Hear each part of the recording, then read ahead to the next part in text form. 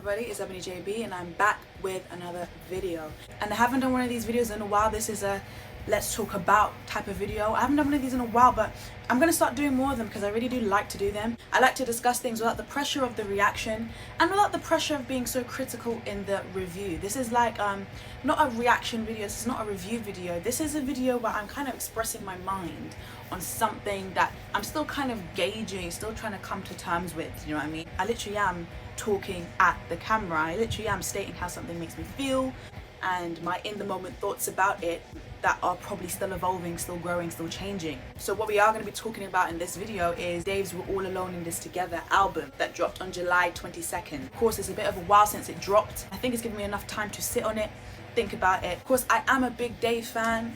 I do really love Dave, his lyrical prowess. I love how he puts himself together. I love how he articulates himself. I love how he discusses serious topics in the UK. Being a person that lives in the UK, lives in London myself, and hearing someone around my age group so relatably discussing issues that is faced in London, issues faced in the UK, is really does sit really deeply with me. So I really do appreciate him as an artist, as a kind of poet. Really, he has a way with words. So I was very excited for this We're All Alone in This Together album, and I saw the cover of it, and the cover of it is kind of misleading because it's such a bright cover, summery vibes. So you're thinking, oh, there's pink hues in this cover, a bit of purple sunset tones in this cover. Maybe he's going to be coming with a bit of a brighter approach than he did in Psychodrama. And it's just like, psych, no he didn't. Dave kind of followed the same formula. I feel like he had the same kind of ingredients that he put into the same gumbo pot, and he made just a slightly different gumbo. Do you know what I mean? I feel like he did really do, I guess, maybe not what he's comfortable with. I won't say what he's comfortable with, but maybe he did again the style that he likes. He formed an album again in the style and the way and the shape and form that he likes again. So that it's quite similar in my eyes, this structure of this album, to Psychodrama. It starts off with a very powerful start. I love the intro track, We Are All Alone. Again, depth in his lyrics. I mean, I don't really have to, that's stating the obvious when you're talking about Dave. There's always going to be depth in his lyrics. There's always going to be issues he's tackling, things he's talking about, demons he's talking about. There's always going to be that kind of thing there. But I love the type of instrumental that was used in We're All Alone because it was really dark, sincere. It felt like a really strong and somber intro. Quite somber way to start an album. It does change the instrumental a little bit halfway through or towards the end. But all in all, the track's instrumental feels very somber, very dark.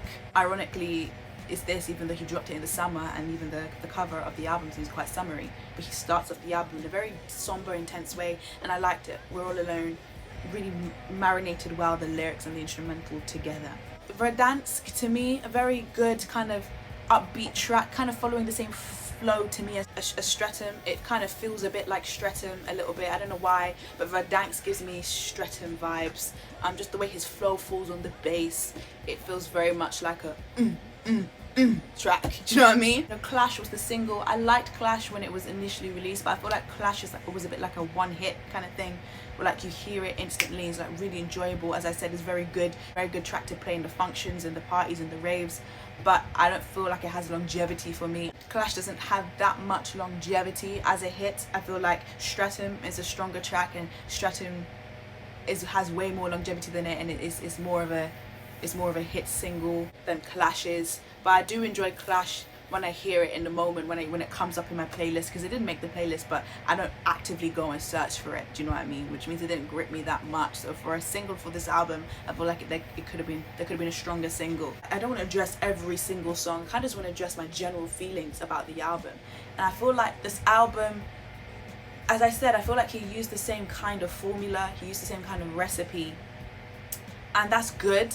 I mean, it worked for the first one, but the familiarity for me was a bit like of a letdown, slightly. I felt a bit underwhelmed by it because it's like, I wish that he did come with something a bit different. Every single that he releases and the whole of Psychodrama proved to us and showed to us just how lyrical he can be and how deep he can get and the perspectives he can take and the things he can talk about. For example, I love the track 3 Rivers. I love the creativity of it, and yet even though it was so creative, he's addressing such you know, key issues in England, immigration, and how, you know, minorities are treated of that track. But I know that he can do that. It's not a surprise to me when I heard Three Rivers, just how brilliant it was going to be in addressing such issues. So it's like, I feel like part of the underwhelmment of this album is how familiar it felt. It felt familiar to psychodrama. It felt like I got what I expected, and I felt like I wanted to get something unexpected, and I didn't really get much unexpected. Now, there's no issue with following the same formula. There's no issue with having the same recipes, and especially if they work successfully. There's no issue with having a style that you stick to. But it's like, as an artist, someone that creates art, you have a style running through your art, yes, but your art, as an artist, you want to create, right? And creating means creating different pieces of art. And yeah, your style, your signature style might run through the pieces, so I recognize, oh yeah, wait, Picasso painted this. But it's like, Picasso painted this, but whoa, it's different from the last painting. That's what I would want, or would hopefully want to be achieved, you know, from artists in this day and age. Like, I would love to see their signature flair running through, but then I also do want to see how creative they can get, what creative boxes they can tap into. And so I didn't really get that with this album, which is why, as I said, I felt a bit underwhelmed. I enjoyed it, but I'm only taking a few tracks from it that I'm listening to repeatedly. But I feel like in this album, Dave went so deep that the first listen of some of these songs is the most important listen, and it's not really about its replay value. I don't know whether that's what he was going for, but I feel like these tracks, some of the tracks in the album, you need to listen to them one time, really take it in, really let it sink in. But it's not something that maybe you can listen to repeatedly on your daily endeavors or whatnot. Do you know what I mean? That's just personally my opinion on it, and I'm not saying that because I believe I can't listen to it every day. I just genuinely feel like the deepness of the songs, you can't digest that repeatedly, unlike hit tracks or pop tracks or hip-hop egotistical braggadocious tracks, or tracks that touch more surface issues than deep issues. So I feel like a lot of these tracks, I can only listen to them once in a while, one time, to really take them in. I can't listen to them repeatedly. The album feels a little bit short-term. I don't know if that's the phrase. A little bit short-term. It feels like a very in-the-moment album. You digest it, but are you taking it with you into 5 years time? I don't know. Generally, my opinion on this We're All Alone in This Together, that a lot of the tracks feel like you can only digest them so much. I felt a bit underwhelmed because of how similar or how familiar the album felt. So if I was to rate this album, as much as I love him, I wouldn't rate it highly, and I would rate Psychodrama definitely higher. But I don't really know the number I'd give it just yet. Say that my favorite tracks, of course, were Three Rivers. I love We're All Alone. Verdansk is good too. I like Lazarus, and for some reason I like Lazarus more than System. I love Law of Attraction, and Both Sides of a Smile is I enjoyed it. I like the James Blake features, taking me back to James Blake 2011 album where he had some abstract vocals and sounds in there. That was kind of brought back again in this feature he did, Both Sides of a Smile. So I kind of like it for that, but I don't listen to it as much as maybe the other tracks. 20-1 I really like as well.